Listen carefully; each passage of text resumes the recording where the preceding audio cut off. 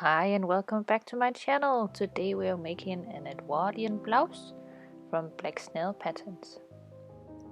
And I'm making version 2 and I have all the pieces cut out, yay!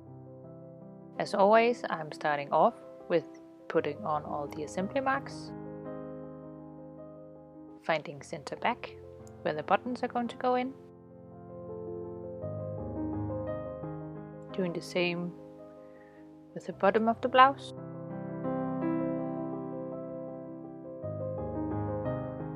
And I'm starting off with sewing together the bodice bit, side seams and shoulder seams.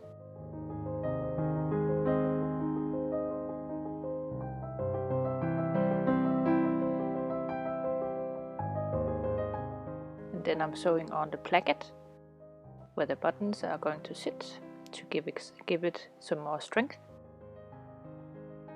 And here you can see it's sewn on. And you can see where I've marked off center back.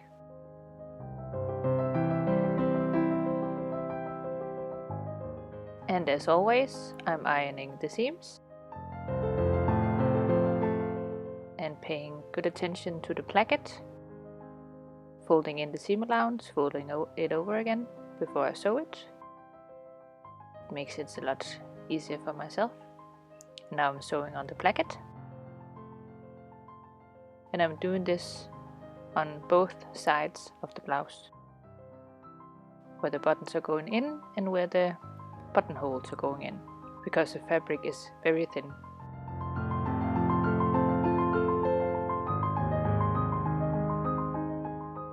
Now I'm gathering the bottom bit, and I'm not quite sure if I did it right, as you can see in a minute.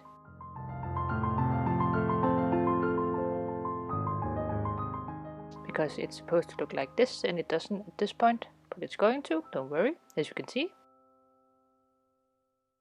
There was some problems with the assembly marks with the bottom bit and the top bit of the blouse, but I made it work, no worries. Here it is sewn in, the bottom bit and the fluffiness to make the pigeon breast.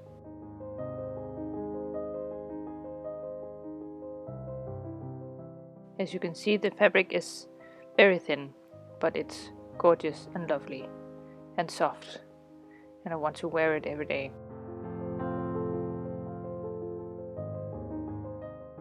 So I decided to cut off the seam allowance and ended up cutting the fabric itself.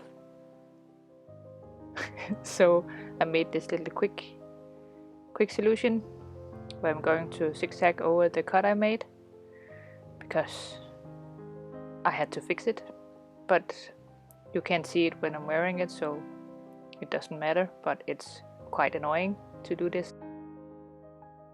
Now I'm putting in a gathering thread at the bottom of the sleeves, because I'm going to put on a cuff, but I should have made the sleeves maybe 10 to 15 centimeters longer, because I apparently have very long arms, so they're a bit short on me. And here you can see it's sewn on.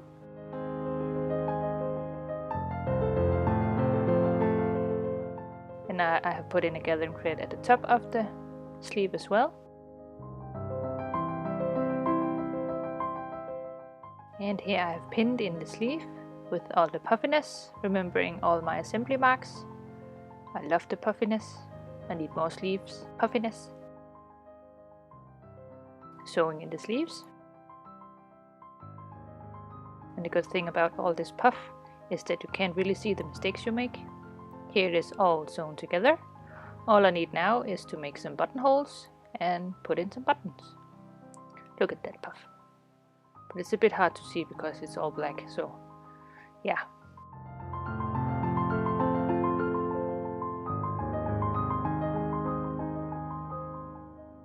And here are my little lovely buttons, if my camera would focus.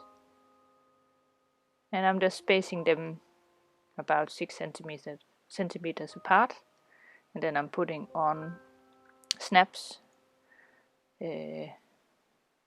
Look at it. add the color bit. But next time I think I'm going to put in buttons there as well. I have marked off where I want to make the buttonholes, and I have this little ruler to do that with, to make the buttonhole just the right size. It's from my tailoring days. It works like a charm. I love it.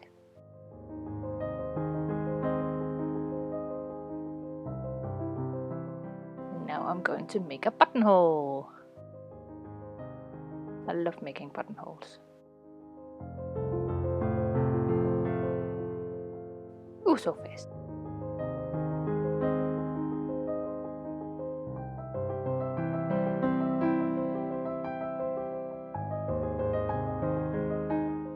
And now I'm going to sew in the snaps first, and then the buttons afterwards. I opened up the buttonholes with a seam ripper.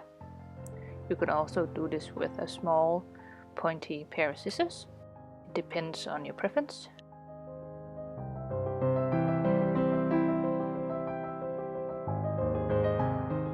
I'm not a fan of putting in snaps, but I love putting in buttons.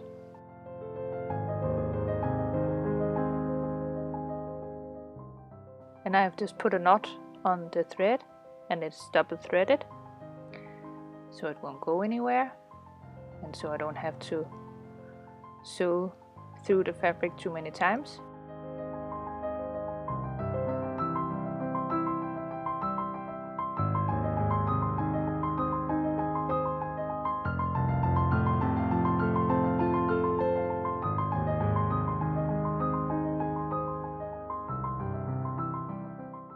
And here it is, all done and on.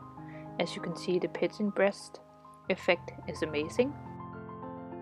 I ended up taking a bit of the front after wearing it for a day or two, because you couldn't really see the pleats, you only saw the puff, and I didn't like that, so I changed it. But just look at it. Thank you so much for watching. Hope to see you next time. Bye!